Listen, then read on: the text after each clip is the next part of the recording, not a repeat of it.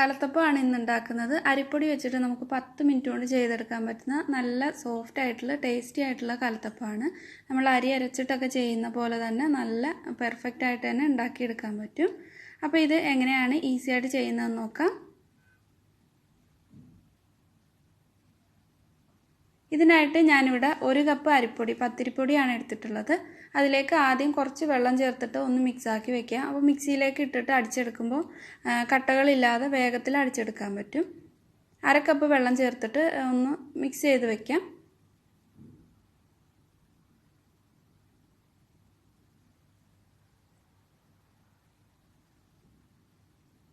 അപ്പോൾ ഇത് മിക്സ് ചെയ്തെടുത്തിട്ടുണ്ട്. ഇതിനെ മാറ്റി വയ്ക്കാം.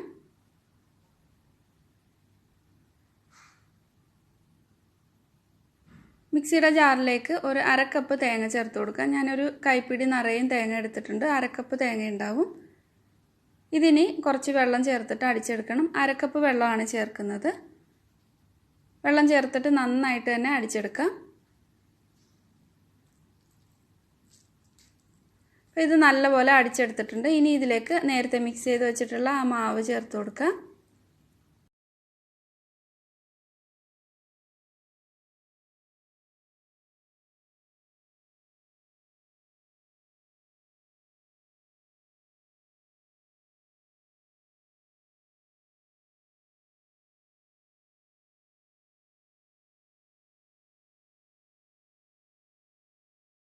ഇനി ഇതിലേക്ക് ആവശ്യത്തിന് ഉപ്പ് ചേർക്കാം. ഒരു 2-3 നുള്ളു ഉപ്പ് ചേർത്താൽ മതി. ഒരുപാട് ഉപ്പിൻ്റെ ആവശ്യമില്ല. ആ മധുരം ഒന്ന് ബാലൻസ് ആവാൻ വേണ്ടിയിട്ട്. അതേപോലെ ഒരു 1/2 ടീസ്പൂൺ ചെറിയ ജീരകവും 1/2 ടീസ്പൂൺ തന്നെ ഏലക്ക പൊടിച്ചതും ചേർക്കുന്നുണ്ട്. അപ്പോൾ ഏലക്കാപ്പൊടി ഇല്ലെങ്കിൽ ഏലക്കയുടെ തോട് കളഞ്ഞിട്ട് അതിൻ്റെ സീഡ് ചേർത്ത് കൊടുത്താൽ മതി. ഇനി ഇത് നന്നായിട്ട് അടിച്ചെടുക്കാം. അപ്പോൾ ഇത് നല്ലപോലെ അടിച്ചെടുത്തിട്ടുണ്ട്. എന്നിട്ട് അതൊരു ബൗളിലേക്ക് മാറ്റാം. ഇനി ഇതിലേക്കുള്ള ശർക്കരപ്പാനി റെഡിയാക്കാം. അപ്പോൾ ഞാനിവിടെ ഒരു 1/2 കപ്പ് ശർക്കര എടുത്തിട്ടുണ്ട്. പിന്നെ നല്ല മധുരം വേണമെങ്കിൽ 1/4 കപ്പ് വരെ ചേർക്കാം. ഒരു 1/4 കപ്പ് വെള്ളത്തോടെ ചേർത്തിട്ട് ഇതൊന്ന് മെൽറ്റ് ചെയ്തെടുക്കാം. ശർക്കര ഒന്ന് മെൽറ്റായിട്ട് വന്നാൽ മാത്രം മതി. ഇത് ഒരുപാട് തിക്കാവേണ്ട ആവശ്യമില്ല.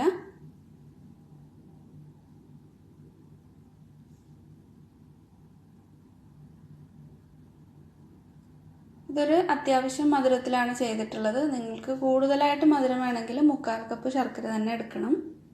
ശർക്കര നന്നായിട്ട് മെൽറ്റ് ചെയ്തിട്ട് ഒന്ന് അരിച്ചെടുക്കാം. ചൂടോടെ തന്നെ ഈ ഒരു മാവിലേക്ക് ചേർത്ത് കൊടുക്കണം. ആ തിളച്ച ചൂടോടെ തന്നെ ചേർത്ത് കൊടുക്കണം. ശർക്കരപ്പാനി ചേർത്തുകൊണ്ടിരിക്കുമ്പോൾ തന്നെ ഇതൊന്ന് മിക്സ് ചെയ്ത് കൊടുക്കണം.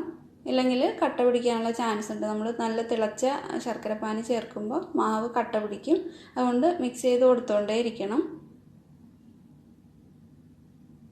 ഇനി ഇതിലേക്ക് ഈ ചൂടോടെ തന്നെ സോഡാപ്പൊടി ചേർത്ത് കൊടുക്കണം. ഒരു 2 നുള്ളു സോഡാപ്പൊടി ചേർത്തിട്ടുണ്ട്. എന്നിട്ട് എല്ലാം കൂടെ നല്ലപോലെ മിക്സാക്കി വയ്ക്കാം.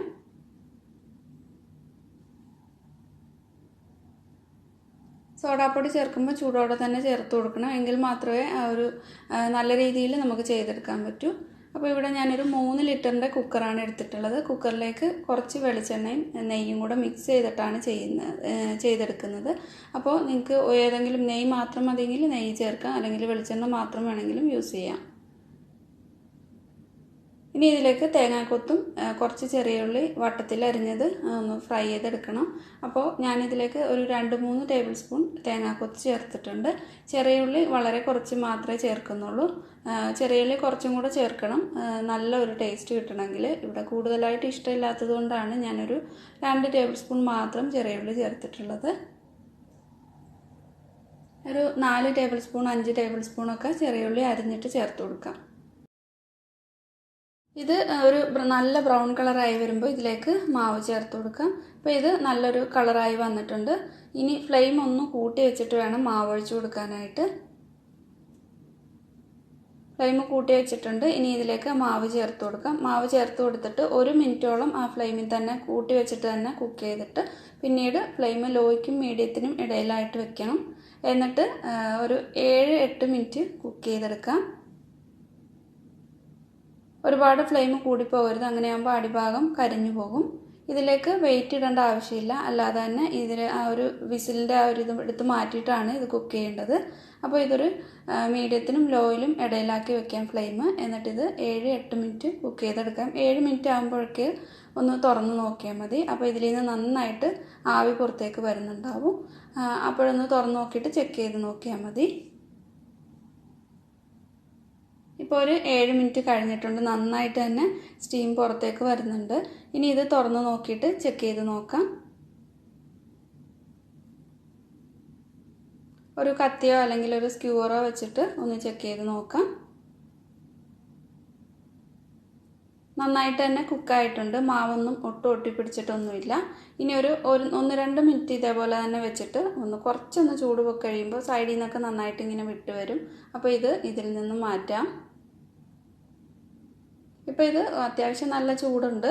ഇനി ഒരു പ്ലേറ്റിലേക്ക് ഒന്ന് മാറ്റിയിട്ട് ഇത് കാണിച്ചു തരാം. ഒട്ടും തന്നെ കരിഞ്ഞിട്ടൊന്നുമില്ല. നല്ല പെർഫെക്റ്റ് ആയിട്ട് തന്നെ വന്നിട്ടുണ്ട്. നമ്മൾ അരി അരച്ചിട്ട് ചെയ്യുന്ന കലത്തപ്പം പോലെ തന്നെ നല്ല സോഫ്റ്റായിട്ട് നല്ല ടേസ്റ്റി ആയിട്ടുള്ള കലത്തപ്പമാണ്. ഇതിൻ്റെ ഉള്ളിൽ ആരൊക്കെ നന്നായിട്ട് തന്നെ വന്നിട്ടുണ്ട്. അപ്പോൾ അരിപ്പൊടി വെച്ചിട്ട് നമുക്ക് ഈസി ആയിട്ട് ചെയ്തെടുക്കാൻ പറ്റുന്ന ഒരു കലത്തപ്പമാണ്. അപ്പോൾ എല്ലാവരും ട്രൈ ചെയ്ത് നോക്കുക. ട്രൈ ചെയ്ത് നോക്കിയിട്ട് ഫീഡ്ബാക്ക് അറിയിക്കുക. പിന്നെ നിങ്ങൾക്ക് ഈ വീഡിയോ ഇഷ്ടമായിട്ടുണ്ടെങ്കിൽ ലൈക്ക് ചെയ്യാത്തവർക്ക് ലൈക്ക് ചെയ്യുക, ഷെയർ ചെയ്യുക, സബ്സ്ക്രൈബ് ചെയ്യാതെ കാണുന്ന ഫ്രണ്ട്സ് സബ്സ്ക്രൈബ് ചെയ്തിട്ട് സപ്പോർട്ട് ചെയ്യുക. അപ്പോൾ പുതിയ നല്ലൊരു വീഡിയോ ആയിട്ട് വീണ്ടും കാണാം. താങ്ക്